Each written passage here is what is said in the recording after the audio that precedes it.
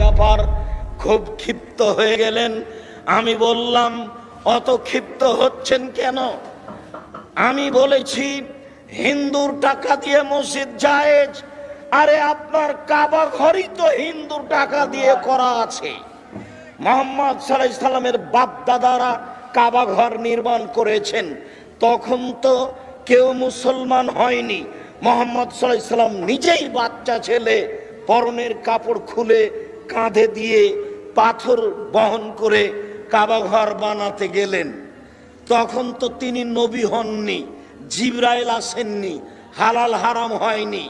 সেই কাবা ঘরই নির্মাণ হয়েছিল, সেই কাবা ঘরেই তিনি সালাত আদায়। শেখ, আপনি এক বক্তব্যে বলেছেন কাবা ঘর হিন্দুদের টাকায় তৈরি। হ্যাঁ, তো ঠিকই বলেছি তো। মুহাম্মদ সাল্লাল্লাহু আলাইহি সাল্লামের বাপ চাচারা কাবা ঘর তৈরি করেছেন, তারা কি মুসলমান ছিল?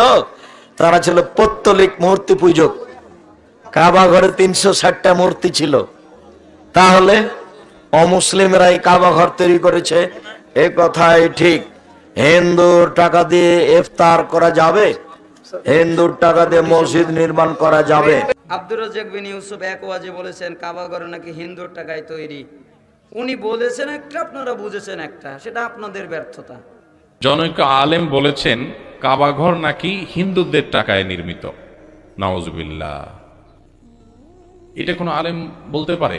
কাবা ঘর হিন্দুদের টাকায় নির্মিত হবে কেন? হয়তো উনি নবী করিম সাল্লাল্লাহু আলাইহি সাল্লামের দাদা আব্দুল মুত্তালিবের নেতৃত্বে, কুরাইশের নেতৃত্বে, কুরাইশের উদ্যোগে যে মসজিদ কাবা ঘরের পুনর্নির্মাণ হয়েছে ওইটার দিকে ইঙ্গিত করছেন কিনা। তো সেটা তো হিন্দু না, তারা মুশরিক ছিলেন এবং তাদের মধ্যে বিভিন্ন চিন্তার মানুষ ছিল। ওইটা গোত্র কেন্দ্রিক করেছে, কুরাইশ গোত্র করেছে। কুরাইশ গোত্রের মধ্যে তো নবী সাল্লাল্লাহু আলাইহি সাল্লাম নিজেও ছিলেন এবং ওইবার যে নির্মাণ হয়েছে ওই নির্মাণে তো নবী করিম সাল্লাল্লাহু আলাইহি সাল্লাম অংশগ্রহণ করেছেন। নাউজুবিল্লাহ। হিন্দুরা নির্মাণ করেছে এইভাবে বলা কিভাবে ঠিক হতে পারে? আমাদের নবী করিম সাল্লাল্লাহু আলাইহি সাল্লাম তিনি ওই নির্মাণে অংশগ্রহণ করেছেন। কিভাবে? কারণ কাবা যখন, এটা নির্মাণ ইতিহাসটা আমরা একেবারে সংক্ষেপে মানে এক দুই কথা বলি, ইতিহাস তো বলার সুযোগ নেই। ইব্রাহিম আলাইহিসসালাম এই কাবা যখন নির্মাণ করেন আল্লাহর নির্দেশে, তার ছেলে ইসমাইল ইসলামকে সাথে রেখে, দীর্ঘকাল পর এটা পুরান হয়ে গেছে। এটা বিভিন্ন সময় সময় কি হয়েছে? পুনর্নির্মাণ হয়েছে। কারণ প্রায় 4500 বছর আগের একটা দেয়াল, সেখানে ইবাদত বন্দেগী হচ্ছে, মানুষ ঢুকতেছে, বাইর হচ্ছে, অর্থাৎ ইউজ হচ্ছে। তো 4500 বছর ধরে তো এটা টিকে না। তাছাড়া সেখানে ঝড়, জলোচ্ছ্বাস, বিভিন্ন রকমের আপনার দুর্যোগ ইত্যাদি হয়েছে। তো বিভিন্ন সময় ক্ষতি সাধন হয়েছে। এই জন্য এটা সংস্কার এবং পুনর্নির্মাণ হতে রয়েছে। তবে যেই ভিত্তির উপরে ইব্রাহিম আসলাম নির্মাণ করেছেন ওইটার উপরেই এখনো পর্যন্ত, ওইটার উপরেই আছে। ওটার এদিক সেদিক এক চুল পরিমাণ হয় নাই। এরপরে সমস্ত ইতিহাসবিদরাই একমত যে ওইটাই আছে, শুধু ওইটার উপরে সংস্কার কাজটা বিভিন্ন সময় সময় হয়েছে। তো এরই অংশ হিসাবে নবী করিম সাল্লাল্লাহু আলাইহি সাল্লাম যখন মক্কাতে ছিলেন, তখন তিনি তার আপনার সময় তার দাদা আব্দুল মুত্তালিব এবং কুরাইশ নেতৃবৃন্দ উদ্যোগ নিলেন যে কাবার ঘরের ওয়ালটা বেশ পুরাতন হয়ে গেছে, নানা রকমের আপনার দুর্ঘটনার মুখোমুখি হতে হয় এটা পূরণ হয়ে যাওয়ার কারণে। তখন তারা চিন্তা করেন এটা পুনর্নির্মাণ করবো। লম্বা ইতিহাস। পুনর্নির্মাণ করতে গিয়ে তারা আবার ভয় পাইছে যে আল্লাহর ঘর নির্মাণ করতে হলে পুনরায় আগে তো ভাঙতে হবে। তো বাইতুল্লাহ কাবা শরীফ ভেঙে আবার কোন বিপদে পড়ে? কেউ ভয় ভাঙে না। তখন একজন বললো যে না, আমরা তো ভালো উদ্দেশ্যে ভাঙতেছি আরো ভালো করে করার জন্য, আমাদের উদ্দেশ্য তো খারাপ না, আল্লাহ আমাদেরকে আযাব দিবেন না। তখন সে অল্প একটু ভাঙছে, ভেঙে রাত্রে ছাড়ছে, সবাই অপেক্ষা করছে এর উপর কোনো আযাব আসে কিনা, দেখে না আসে নাই। তখন এবার হিম্মত করে সবাই এটাকে ভেঙে পুনর্নির্মাণ করছে।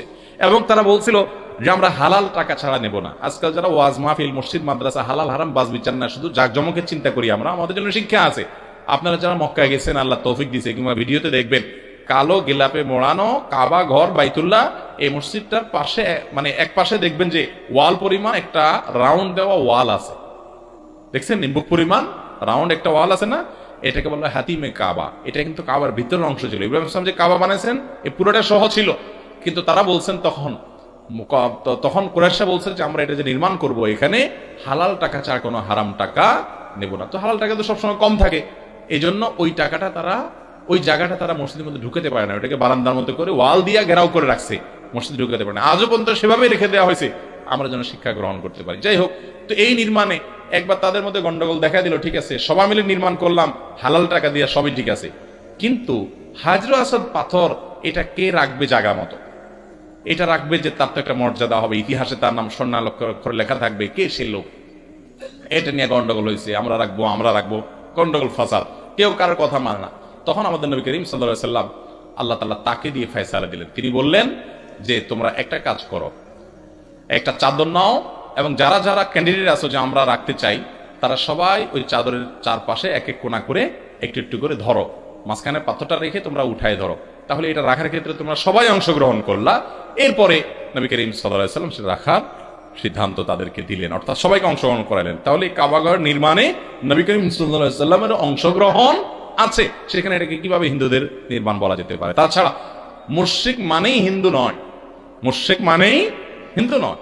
হিন্দু তো একটা বিশেষ ধর্ম, তাদের শিরকের ধরন একরকম, অন্য মুশরিকদের মধ্যে আরেক রকমের আপনার বিশ্বাস ধ্যান ধারণা থাকতে পারে। বিধায় আজকের হিন্দু ধর্মাবলম্বী যারা আছেন তাদের সাথে তখনকার মক্কার সকল মানুষকে মেলানো এটা একেবারেই ভুল এবং বোকামি। তাছাড়া মসজিদে হারাম বা কাবা, এই মসজিদ এর পরেও নির্মাণ হয়েছে এবং ওই সময় যে নির্মাণ হয়েছে তখন এই মুশরিকরাই শুধু নির্মাণ করেছে তা না, তখন গোত্রীয়ভাবে কাবা নির্মাণ করেছে কুরাইশের লোকজন, কুরাইশের বিভিন্ন গোত্র উপগোত্রগুলো এবং অন্যরা সবাই সহযোগিতা করে এটা নির্মাণ করে, যেটা কোনো ধর্মীয় দৃষ্টিকোণ থেকে কোনো মুশরিকরাই শুধু নির্মাণ করেছে। এখানে শিরক এবং তাওহীদের প্রশ্ন, শিরকে আলাদা করেছে, ব্যাপারটা এরকম না, এভাবে ব্যাখ্যা করাটা ভুল।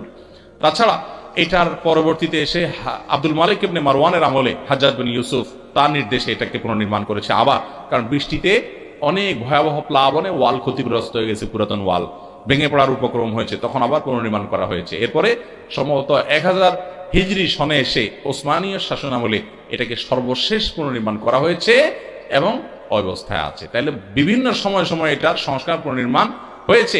মক্কার লোকেরা তখন করেছে, এটাকে হিন্দুদের টাকায় নির্মাণ হয়েছে, এটা বলা বোকামি এবং এটা অসত্য। যদি কেউ বলে থাকে এটা ভুল, আল্লাহ মাফ করুন। পাগলের বাচ্চা কয় কাবাঘর বানাইছে হিন্দু। আমি তো কথায় কথায় কাফের বলে, তোমরা কাফের না বলে মৌলবীরে ফাসেক তো কইতে পারলাম না। ফাসেক যদি নাও কো, এতটুক বলতে পারলা না যে আপনার কথায় কষ্ট পাইছি। মুহাম্মদ সাল্লাল্লাহু আলাইহি সাল্লামের বাপ দাদারা কাবা ঘর নির্মাণ করেছেন, তখন তো কেউ মুসলমান হয়নি। আরে মিয়া, বহুত তোমাদের বলি, এই মৌলবীগুলো খ্রিস্টানদের কাজ করতেছে।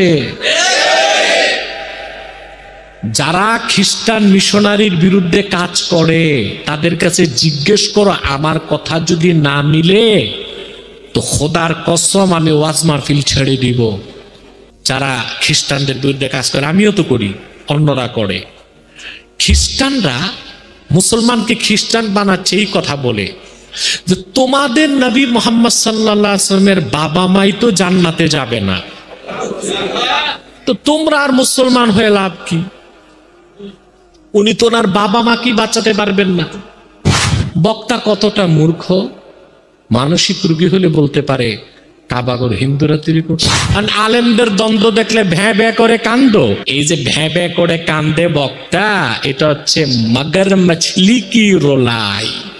কুমির যে কান্দে ধোকাবাজ। খুব দুঃখ দেখায়, আমরা ঐক্য চাই, ঐক্য চলে যাচ্ছে বেটা। অনৈক্যের নামে ভ্যাঁ ভ্যাঁ কান্দ। কাবাঘর বানাইছে হিন্দুরা, তোমাদেরই শেখ বলছে, তখন চোখের পানি কই গেছে। এই মৌলবীর ইতিহাস দেখেন, 3 পুরুষ আগে তার বাপ দাদা হিন্দু ছিল, এই জন্য টানটা গেছে দাদা পরদাদার দিকে। তাহলে ওই ভণ্ড মৌলবীকে হযরত আদমকে হিন্দু বলতে চায়? তাহলে তাদের বক্তব্যের কারণে বেনিফিটেড কারা বাংলাদেশে? মুসলিমরা না অমুসলিমরা? তো তারা কাদের কাজ করছে? তাদেরকে মিডিয়া দেখা যায়, ওয়াজ মাহফিলে তাদের অস্তিত্ব নাই, তো পয়সা আসে কোত্থেকে? ফাউন্ডেশন করার পয়সা, ত্রাণ বিতরণের পয়সা কোত্থেকে আসে? 200-400 গরু বিতরণের গরু আসে কোত্থেকে? কথাগুলো বলে যাচ্ছি, চিন্তা করেন, পাবেন উত্তর। মনে রাখবেন, আল্লাহর হাবিব মুহাম্মদ সাল্লাল্লাহু আলাইহি ওয়াসাল্লামের পিতা মাতা আব্দুল্লাহ আমেনা থেকে উপরের দিকে আদম পর্যন্ত কেউ কাফের ছিল না, মুশরিক ছিল না।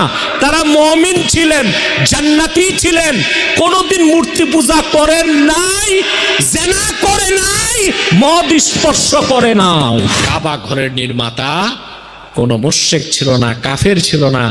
কাবা ঘরের নির্মাতা ফেরেশতারা, কাবা ঘরের নির্মাতা আদম, কাবা ঘরের নির্মাতা ইব্রাহিম ও ইসমাইল, কাবা ঘরের সংস্কার করেছেন কুরাইশগণ, কাবা ঘরে হাজরে আসওয়াদ স্থাপন করেছেন আখিরি নবী নূর নবী আমার মুহাম্মদ সাল্লাল্লাহু আলাইহি ওয়াসাল্লাম। পাশ কেটে থাকতে চাইলেও তো পারি না, আল্লাহ তো গর্দানে জিনজির লাগায় রাখছেন। কাবা ঘরের বিরুদ্ধে কথা হয়েছে, আমি কিছু বলি নাই। এখন স্বপ্নে আল্লাহ দেখান, আমি হাদিস শরীফ পড়তেছি ফাজাইলে কাবা, আমাকে ইঙ্গিত দেওয়া হচ্ছে যে তুই চুপ কেন, তুই কথা বল, তুই কাবার পক্ষের কথা বল। চরম অস্থিরতা থেকে আজকে আল্লাহর ঘর কাবা নিয়ে কিছু কথা বলবো। বক্তা কতটা মূর্খ, মানসিক রোগী হলে বলতে পারে কাবা ঘর হিন্দুরা তৈরি করছে। মক্কায় তো কোনো হিন্দুই ছিল না, হিন্দুর অস্তিত্বটাই তো উপমহাদেশে।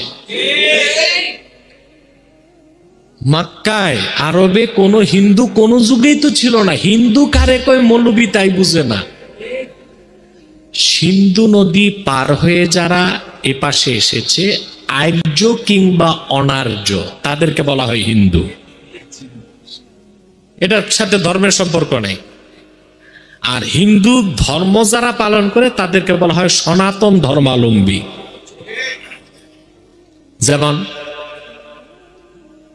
বহুত বড় এক আলেম ছিলেন আল্লামা ওবায়দুল্লাহ সিন্ধি, সিন্ধের ছিলেন সিন্ধি। আবার অনেকের নামে আছে হিন্দি, হিন্দের থেকে হিন্দি। যেমন এই যে আপনার ফতোয়া আলমগীরকে বলা হয় ফতোয়া হিন্দিয়া, হিন্দুস্তানের আলেমরা রেখেছেন, এর জন্য বলা কি ফতোয়া হিন্দিয়া।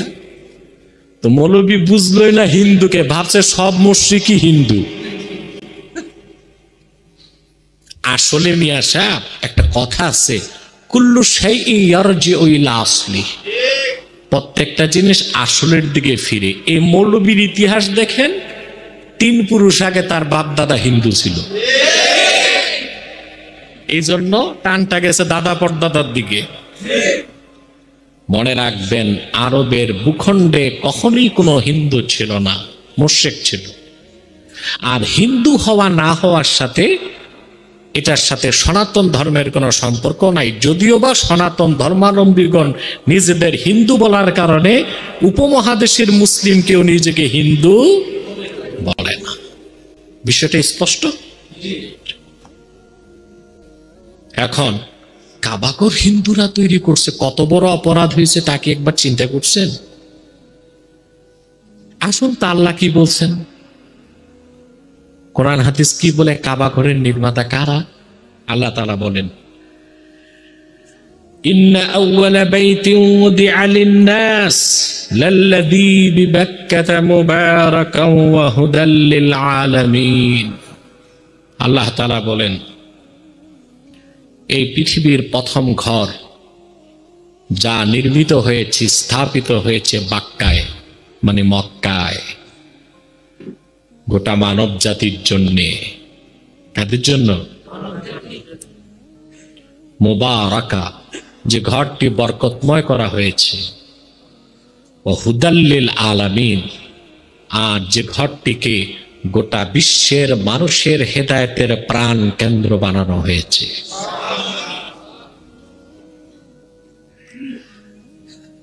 তাহলে আল্লাহ বলতেছেন কাবা প্রথম ঘর। কাবা বলা হলো কাবা ঘর হিন্দুরা বানাইছে, তখন তো তোমাদের কোনো প্রতিবাদ নাই। কেন? তোমরা কি মুসলমান না?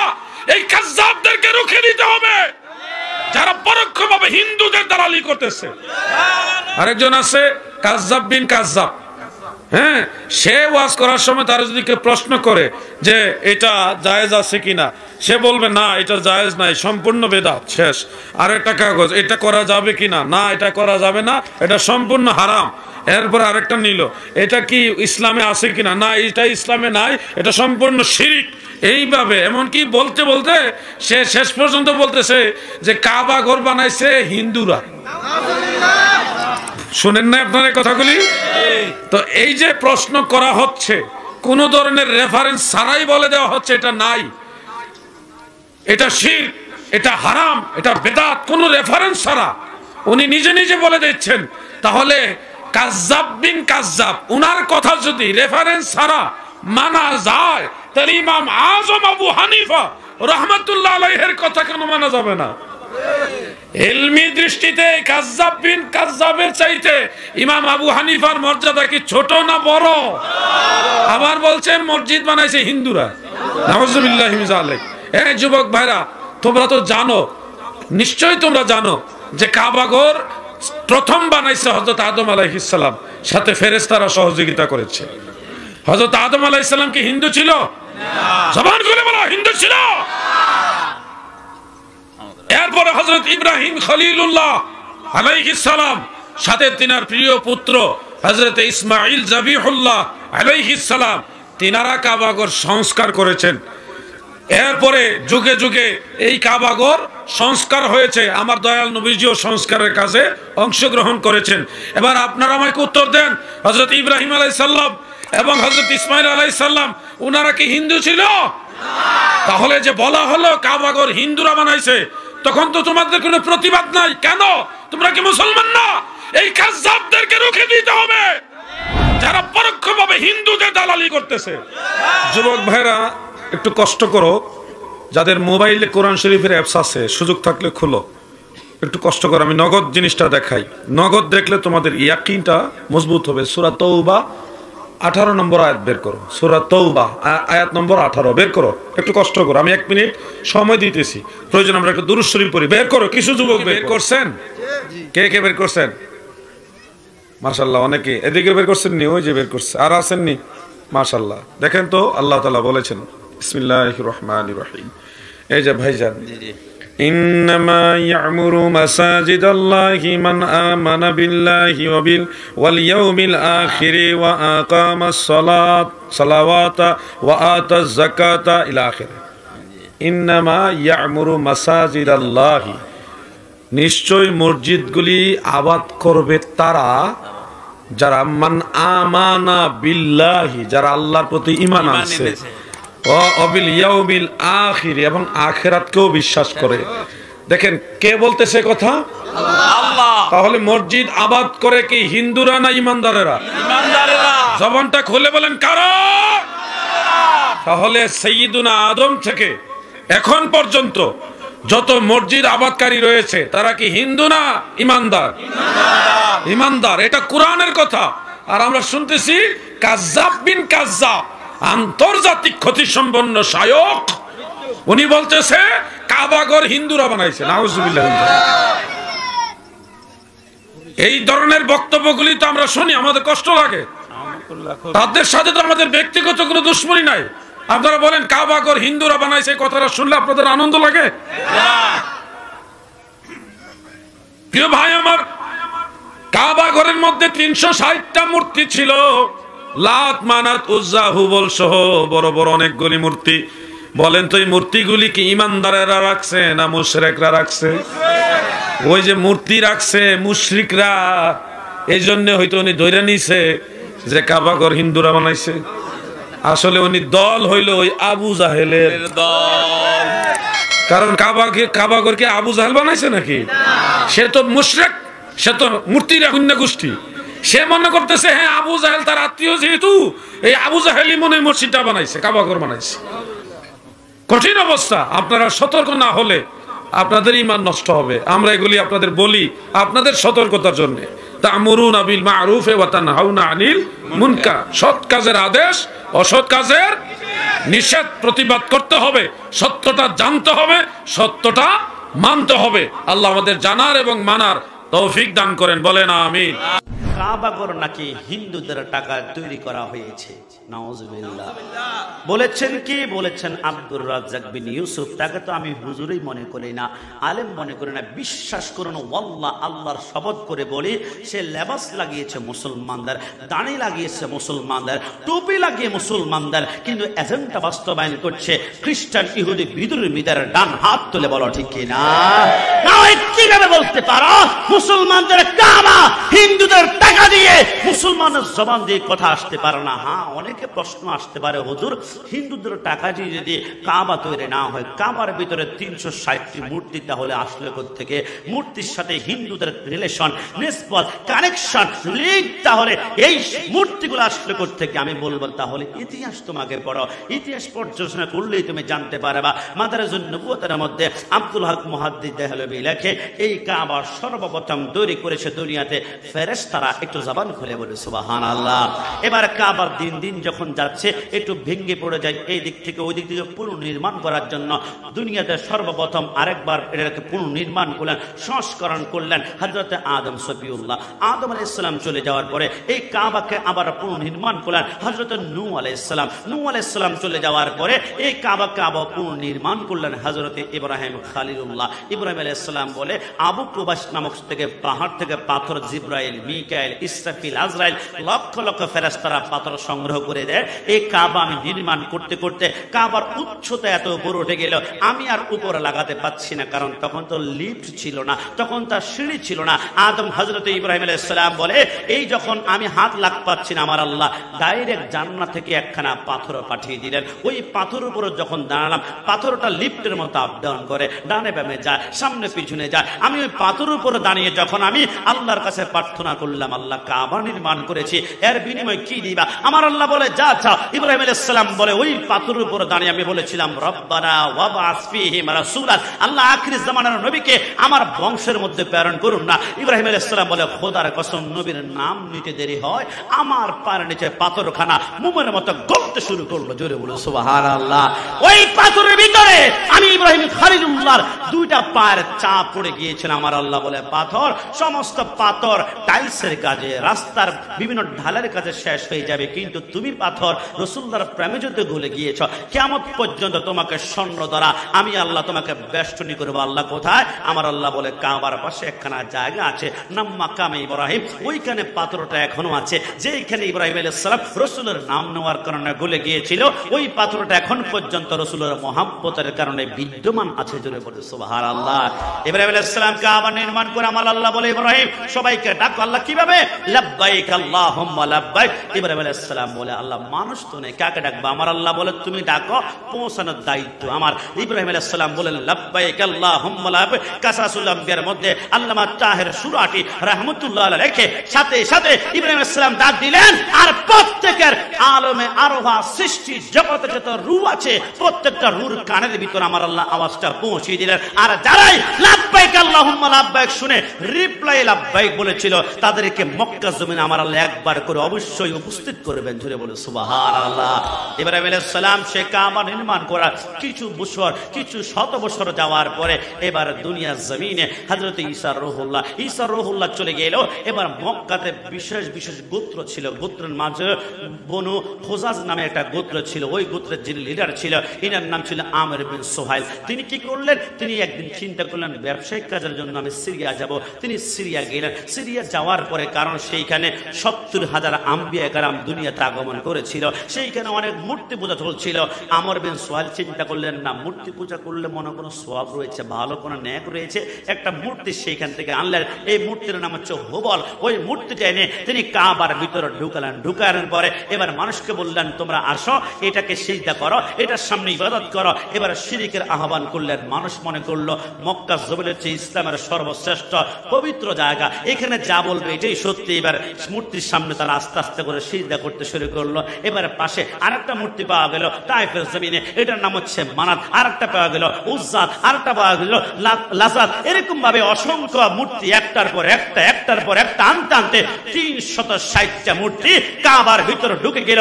আর হিন্দুদের টাকা নয়, কাবার ভিতরে মূর্তি যখন ঢুকেছিল, মক্কা থেকে হিজরত করার পরে মদিনায় গেলেন। এবার দ্বিতীয় হিজরতে 17 রমজান বদর ময়দানে যুদ্ধ হয়েছিল। বদর জমিনে মুসলমানরা জয়লাভ করে সংখ্যা যখন 1400 হয়ে গেল, নবী আমার বলে চলো এবার মক্কা বিজয় করব। যে মক্কা থেকে টর্চার করা হয়েছে, ইসলামের পতাকা পথ পথ করে উড়াবো। এবার সরকারে মদিনা গেলেন। এবার যাওয়ার পরে সরকারে মদিনা সেই কাবার ভিতরে ঢুকে হাতে আসা লাঠি নিয়ে একটা একটা করে 359টি মূর্তি ভাঙ্গার পরে আমার নবী বলে, একটা মূর্তি লাভ পাচ্ছি না, আইনা আলিয়ু, আলী তুমি এইদিকে আসো কেন? ইয়া রাসূলুল্লাহ, আলী তুমি আমার কাঁধে উঠো তো, একটু মূর্তিটা ভেঙে দাও। ইয়া রাসূলুল্লাহ, আপনার কাঁধে উঠবো কেন? ইয়া রাসূলুল্লাহ, আপনি বুঝে লাভ পাচ্ছেন? আমার নবী বলে, আলী দেখো না, লাভ তো পাচ্ছি না, পাচ্ছি না, পাচ্ছি না। আলী বলো, নবী 1 লক্ষ বার দেখালে আপনি আমাকে বিশ্বাস করাতে পারবেন? আপনি পাচ্ছেন না কেন আলী? ইয়া রাসূলুল্লাহ, আপনি আমাকে দেখাচ্ছেন যে লাভ পাচ্ছি না, কিন্তু একটু বলবেন নবী, আপনি যখন মক্কার জমিনে ছিলেন নবুয়তের 41 বছর বয়সে, যখন আপনি আপনার ডানে আবু জাহেল, আবু লাহাব, উতবা, শাইবা রাতের বেলায় আপনাকে গ্রেফতার করে বলেছিল, মুহাম্মদ সত্য নবী যদি হয়ে থাকো জমিনে দাঁড়িয়ে আসমানের চাঁদ 2 টুকরো করে দেখাও। নবী আপনি কি করলেন? জমিনে দাঁড়িয়ে আসমানের চাঁদটাকে ইশারা করলে 2 টুকরা হয়ে যায়। আপনি বুঝে মূর্তি লাভ পাচ্ছেন না? জোরে বলুন সুবহান। আমার নবী বলে, আলী কি বলতে চাও? নবী ওইটা তো আমি শুনেছি, কিন্তু নবী আমার নিজ চোখে দেখা। আমি যখন বসেছিলাম, আপনি আমার পাজরে আরাম করতে করতে ঘুমিয়ে পড়েছেন। সূর্য ডুবে যাচ্ছে, আর সূর্য ডুবে যায়, আসর নামাজের টাইম শেষ শেষ শেষ শেষ যখন হয়ে গেল, আমি কেঁদে দিলাম, কারণ নামাজ পড়লে খুশি হবেন আল্লাহ। কিন্তু নবী আপনার আরামের ঘুমটাকে যদি ভাঙার কারণে একটু কষ্ট হয়ে যায়, আনতাহবাতা আমালুকুম, আমার জিন্দেগীর আমলই তো বরবাদ হয়ে যাবে। আমি কি আল্লাহকে খুশি করব নাকি আপনাকে? এই দুটানার মধ্যে পড়ে গিয়ে আমি কাঁদলাম। সরকার মদিনার চেহারা মোবারকের উপরে হযরত আলী 1 ফোঁটা চোখের পানি যখন পড়লো, আমার নবী বলে, আলী কাঁদো কেন? ইয়া রাসূলুল্লাহ, আপনার ঘুম ভাঙবে আমার চোখের পানি পড়লে যদি এমন জানতাম, আমি জীবনও কান্না করতাম না, কলিজা পেটে আমার রক্ত বের হতো। আমার নবী বলে, আলী একটু বলো না কেন কান্না করেছেন? নবী, আমি আসরের সূর্য যখন ডুবে যাচ্ছে আল্লাহ নারাজ হয়ে যায় কিনা? আমার আল্লাহকে যদি খুশি করতে হয় আপনাকে উঠাতে হবে। আপনি যদি কষ্ট পেয়ে যান আমি কোন দিকে যাব? এই দুটোনার মধ্যে পড়ে কান্না করলাম। আমার নবী বলে, আলী আমার মহাব্বতটা তোমার কাছে নামাজের চাইতো আর বড্ড ফরজ হয়ে গেল। তো তুমি যেহেতু সূর্যের নামাজের কোনো পরোয়া না করে সূর্যটা ডুবে দিয়েছ, আর আমি রাসূলুল্লাহর প্রতি মহাব্বত দেখিয়েছ, আলী বলো নামাজ পড়তে চাও? নবী, পড়তে চাই, কিন্তু সম্ভব তো না নবী, সূর্য ডুবে গিয়েছে। আমার নবী বলে, ইয়েস অর নো, হ্যাঁ অথবা না, পড়তে চাও কিনা? নবী, পড়তে চাই। ইয়া রাসূলুল্লাহ, আমি যখন বলেছি পড়তে চাই, নবী আমার সামনে বসা আপনি শাহাদাত আঙ্গুলটা এরকম বের করে সূর্যের দিকে ইশারা করেছিলেন। 9 কোটি 30 লক্ষ মাইল দূরত্বের সূর্যটা আপনার শাহাদাত আঙ্গুলের ইশারা পেয়ে মাগরিব থেকে আসর ওয়াক্তের মধ্যে চলে আসলো। আপনি বুঝে মূর্তি লাভ পাচ্ছেন না? জোরে বলুন সুবহান। আমার নবী বলে, আলী আমার হাকিকত আর প্রকাশ করো না, আলী তোমাকে বলছি উঠো। হযরত আলী বলে, রাসূলুল্লাহর কাঁধে ওঠা আমার সাহসে কুলায় না, কিন্তু রাসূলুল্লাহর নির্দেশ মানা আমার জন্য ফরজ ছিল। আমি রাসূলুল্লাহর কাঁধে উঠলাম। উঠার পরে রাসূলুল্লাহর কাঁধে দাঁড়িয়ে আমি মূর্তিটা ভাঙার পরে আমি নামবো। আমার নবী বলে, আলী ঠের যাই, একটু থামো আলী, একটু বলো তো, তুমি যে আমার কাঁধের উপর উঠলা, তোমার 2টা পা যে আমার কাঁধের সাথে লাগলো, আলী তোমার এখন কেমন পাওয়ার মনে হয়, কেমন ক্ষমতা মনে হয়? হযরত আলী বলে, ওয়াল্লাহ বিল্লাহ তাল্লাহ, 3 বার খোদার কসম করে বলে, নবী আপনি কাঁধে দাঁড়িয়েছি তো, আপনি কাঁধের সাথে আমার পা লেগেছ তো, এখন আমার এত পাওয়ার, আমার এত ক্ষমতা, আপনি যদি বলেন আরশের পায়া টেনে জমিনের নিচে নামিয়ে ফেলতেই পারবো। জোরে বলে সুবহান। সরকারে মদিনা কাঁধের সাথে কদম লাগার কারণে আরশের পায়া টান দেওয়ার ক্ষমতা যদি হয়, ওই নবী কখনো আমার মতো হতে পারে? জবান খুলে বলুন, পারে? ওই নবীকে আমার মতো বলুন না। এই জন্য বলি, ওই সরকারে মদিনা কাবার ভিতরে 360টা মূর্তি ভেঙে দিয়েছিল। এবার সরকারে মদিনা কাবাকে পুত পবিত্র করে দিল, আর সেইখানে হাজিরা লাব্বাইক আল্লাহুম্মা লাব্বাইক বলে যে কুলাঙ্গার, ইসলাম বিরোধী খ্রিস্টান, ইহুদি, বিধর্মীদের এজেন্ডা বাস্তবায়ন করে কাবা হিন্দুদের টাকায় তৈরি হয়েছিল। এরা যারা বলে চট্টগ্রামের যেখানে পাওয়া যাবে তার গালে জুতা পিটা করা হবে, ডান হাত তুলে বলো ঠিক কিনা? আল্লাহ তাআলা সাইয়েদনা ইব্রাহিম আলাইহিস সালামকে বললেন যে, ইব্রাহিম এবার আরো বড় একটি কাজে তোমাকে অ্যাসাইন করব, বড় একটি মিশনে পাঠাবো। সেটা হচ্ছে আমার ঘরকে তোমার আবার পুনর্নির্মাণ করতে হবে, অর্থাৎ রিকনস্ট্রাক্টিং দ্য কাবা। কারণ আমরা জানি কাবা প্রথম নির্মাণ করেছিল ফেরেশতারা, তারপর করেছিল আদম আলাইহিস সালাম, তারপর করেছিল নূহ আলাইহিস সালাম। কিন্তু নূহ আলাইহিস সালামের মহাপ্লাবনে কাবা ধ্বংস হয়ে গিয়েছিল।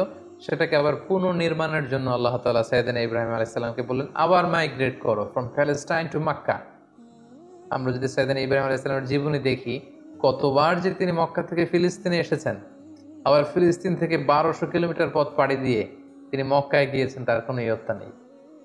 তিনি কাবা নির্মাণের জন্য গেলেন এবং সন্তান ইসমাইলকে নিয়ে কাবা নির্মাণ করলেন। আল্লাহ তাআলা বলেন, ওয়াইদ বাওয়ানা লিইব্রাহিমা মাকানাল বাইত, আমি ইব্রাহিমকে I pointed out for Ibrahim the site of the house, কাবা ঘরের সাইটটা আমি দেখিয়ে দিলাম, এটা কতটুকু উঁচু হবে, কতটুকু দৈর্ঘ্য হবে, কতটুকু প্রস্থ হবে, তার সবটুকু আমি ইব্রাহিমকে বুঝিয়ে দিলাম।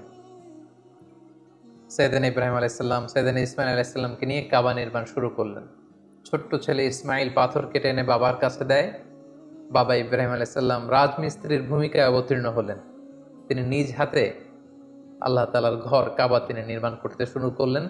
বাপ ছেলে দুজনই পড়তে আরম্ভ করলেন, রব্বানা তাকাব্বাল মিন্না ইন্নাকা আনতাস সামিউল আলিম, হে আল্লাহ, আপনি আমাদের পক্ষ থেকে এই ইফোর্ট, এই ডেডিকেশনকে, এই কাজকে আপনি কবুল করে নেবেন।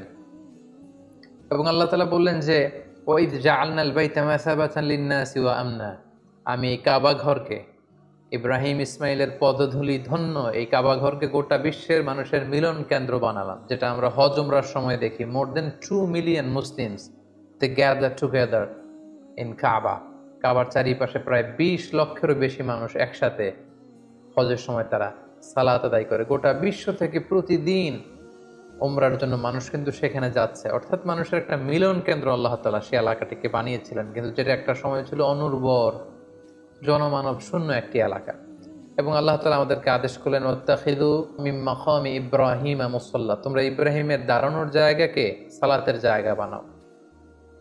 অর্থাৎ যেই পাথরের উপর দাঁড়িয়ে সাইয়েদনা ইব্রাহিম আলাইহিস সালাম কাবাকে রিকনস্ট্রাক্ট করেছেন, আজ পর্যন্ত এই 2500-3000 হাজার বছর পরেও সেই পাথরটি আজও সংরক্ষিত আছে। আপনারা হজ উমরা যারা করেছেন তারা দেখেছেন সেই পাথরটির চারদিকে সেটা সংরক্ষিত আছে। সাইয়েদনা ইব্রাহিম আলাইহিস সালামের ফুটপ্রিন্ট সেখানে আছে, পায়ের ছাপ আছে, এবং সেটাকে সামনে রেখে টু দ্য ডাইরেকশন অফ কাবা সালাত পড়াকে আল্লাহ তাআলা আমাদের জন্য অবধারিত করেছেন, তিনি আমাদেরকে আদেশ করেছেন। এবং সাইয়েদনা ইব্রাহিম এবং ইসমাইলকে বলেছেন, তোমরা কাবা ঘরকে পরিচ্ছন্ন করো, ঝাড়ু দাও। সাইয়েদনা ইব্রাহিম আলাইহিস সালাম সফলতার সাথে কাবা পুনর্নির্মাণের এই মিশনটাও সম্পন্ন করলেন।